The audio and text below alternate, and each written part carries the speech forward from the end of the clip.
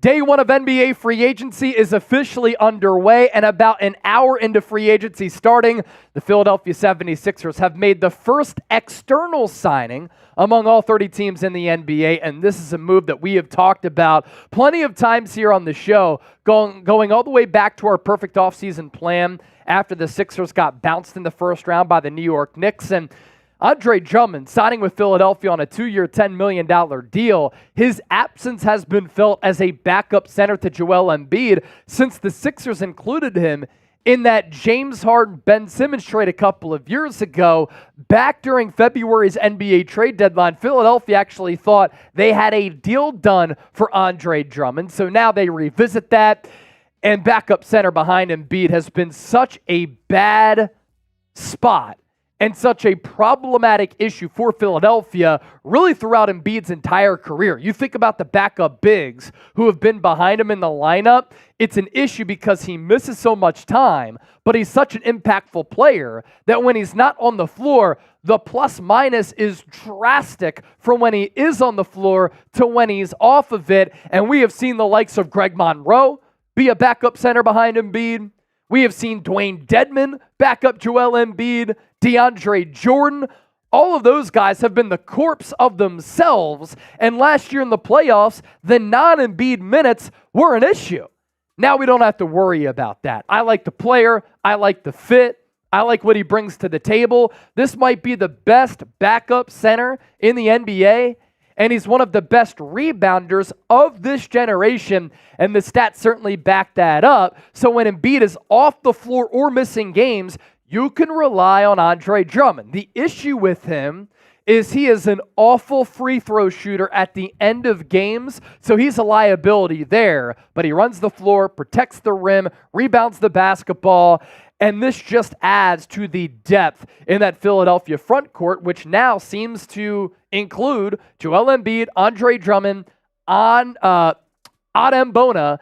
And then you have to imagine that Paul Reed could come back as a four-man, especially because it was reported that Nicholas Batum is not going to return to Philadelphia. So Shams Charania with the news here that Andre Drummond plans to sign that 2-year, $10+ million deal with Philadelphia, comes out to an average annual value of about $5 million per season. I like that value there a lot. And Andre Drummond taking to X to also say this after signing that deal: I'm in the mood for a Philadelphia cheesesteak. He is going to be able to have plenty of those, and he knows where to go to get a good cheesesteak because he was with the Sixers for about a half a year up until he was included in that trade to Brooklyn alongside Ben Simmons and Seth Curry and some draft capital to bring James Harden the beer to Philadelphia 2 seasons ago. Andre Drummond last year for the Chicago Bulls, he only played about 17 minutes per night,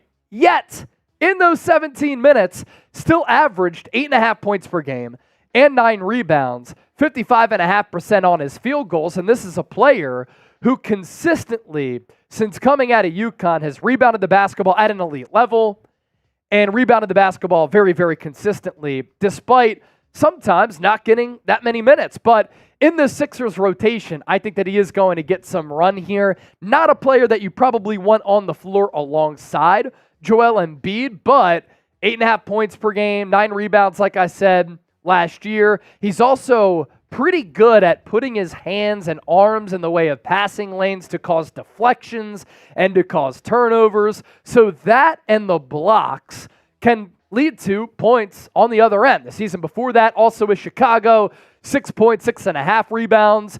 And then with Philly and Brooklyn, he got a lot of time with Brooklyn, played a decent amount with Philadelphia, under 8 points per game, 9 rebounds, more than a steal, always very efficient around the rim, but is not a player who is going to stretch the floor and knock down the three. So you think about the role that he's going to have, the importance of having an actual legitimate backup center behind Joel Embiid, and then the value of the contract. Andre Drummond is well worth $5 million per season for Philadelphia. And you make this move, this does not take you out of the Paul George sweepstakes, as Philadelphia is expected to meet with PG-13 on Sunday night in California, you're still going to have a lot of cap space. The Sixers right now, entering free agency, of course, the most cap space in the entire NBA. And with what Andre Drummond brought to Philadelphia, you know what you're getting. You know how he fits in as the backup to Joel Embiid, a guy who's athletic still, even though he's been in the league for a minute. Runs the floor very well. He can defend the rim. I think it's really important for bigs to be able to switch on the defensive end of the floor. Andre Drummond can do that. And so with that, I bring on Chip. And Chip, even going back to the trade deadline last year, we're talking about Andre Drummond. 2 seasons ago, I wanted to see the Sixers reacquire him because I thought it was going to be affordable. I thought it was going to be doable. And so now, to get him on that contract, I think this is a really solid move for Daryl Morey and company. Yeah, look, you got a cheap backup option behind Joel Embiid. And for weeks now, when we're putting together our perfect offseason, our free agent targets, pretty much every time we were talking about moves the Sixers need to make, we were bringing up Andre Drummond because his skill set honestly could have really helped the Sixers in the playoffs this past season. We saw in the series against the Knicks, Isaiah Hartenstein, Mitchell Robinson, but even like Josh Hart and pretty much everybody in the Knicks out hustling the Sixers and out rebounding the Sixers. This is what Andre Drummond is going to do. Yeah. He's going to grab boards. You know, you drafted Adembona, who, let's be honest, second-round pick, is not going to be ready this year. Yep. Paul Reed, I love Paul Reed as a player, and I don't want to see him go. You know, he has that non-guaranteed money, so he very well could be on the way out. Reports indicate the Sixers are looking to clear up more money. Only way they can really do that is by cutting Paul Reed's $8 million salary. But regardless, he was never a true backup center. Doesn't have the size, doesn't have the strength, but he was never really able to develop the three-point shot or defend the perimeter like you would. Was a pretty good rim protector for his size, and I think made some solid strides defensively and offensively as well. But Drummond gives you a physical, big-body guy who, if you look at the numbers, Drummond is one of the best rebounders of our generation. Yep. Like, just based off the stats. When he was with the Pistons, especially in the beginning of his career, just tremendous, and he's continued that. Had a great season with the Bulls. So, again, a high effort, high rebounding type of player that will at least give you more of a presence that you can be, you know, more comfortable with. You can rely on him more than a smaller body like a Paul Reed or a younger player like Adembona. And again, it costs you absolutely nothing. You still have over $60 million in cap space to go out and get Paul George. So a great move. I'm glad they got this done early because I'm sure he had interest from quite a lot of teams.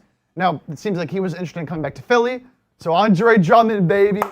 I'm happy he's back. I'm excited to see him playing again for this team, hopefully for a full season this time around. Yeah, and just some more thoughts on that that I didn't mention. You know, the size is great, 6'11", 280 pounds. He's 30 years old, but he's still fleet of foot, very athletic. He adds a lob threat to the Sixers offense. I think that's really important when you have a guy like Tyrese Maxey who does such a good job with pace, feel, speed, being able to start-stop to kind of navigate around the floor. And Maxey has that touch for the floater, but now in playing with Andre Drummond, he could throw that lob.